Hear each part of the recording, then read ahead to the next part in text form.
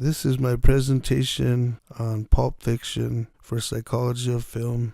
Our teacher's Dr. Beshara.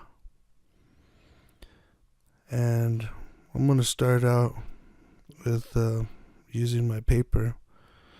And based on Lacanian film theory, the object is a presence in a movie that is looking at us. We also have the object petit which is something. It could be desire, it could be an object, it could be something that produces an interest in the scene, but which is also going to direct our interest back to the object In Pulp Fiction, our main object is going to be the case, which we never find out what's in the case. I'm also going to use the object petit in many different examples. It's important because every scene has to stand on its own.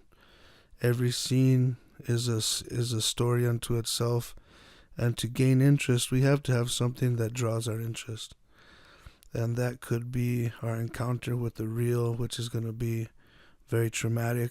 It could be imaginary, which takes us into a fantasy, which, from what I've learned in the class, basically most of our personal persona is fantasy. It's something we make up. We like to be the hero of our own stories, so we make up our story the way we want to see it, not necessarily the way it really is.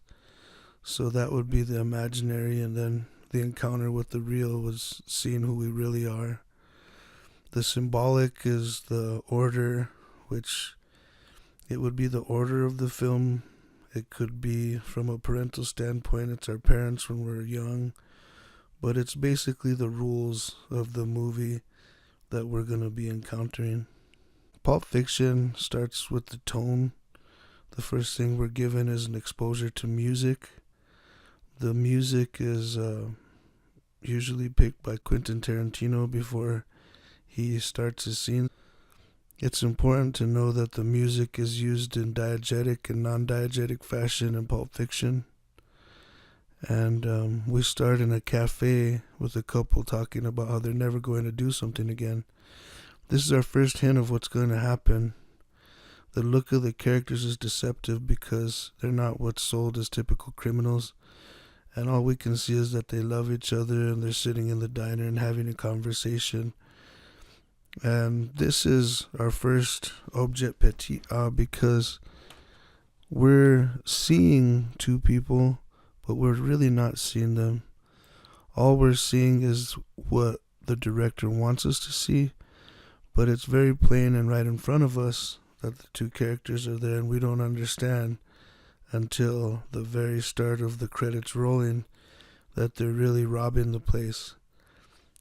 So that's our first exposure to the object petit of Pulp Fiction and the actual tone of the film. The next thing we go on to is Jules and Vincent, and there, right after the credits roll, we have our good music.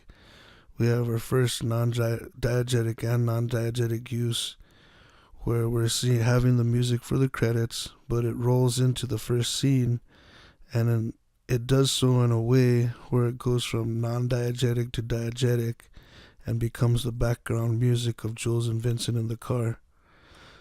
So Jules and Vincent, again, look like professional businessmen.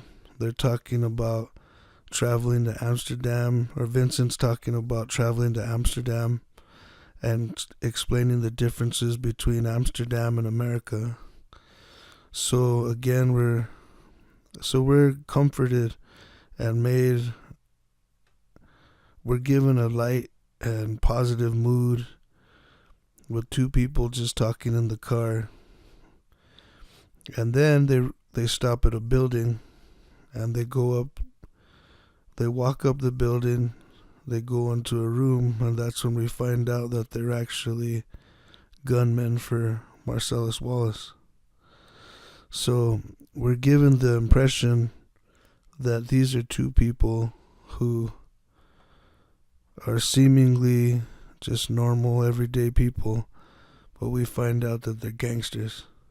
This is our first exposure to the real, and it takes the movie to a whole other level because we're at a comfort level where we like Jules, we like Vincent, and then we have to follow them through killing what seems like a room full of college kids.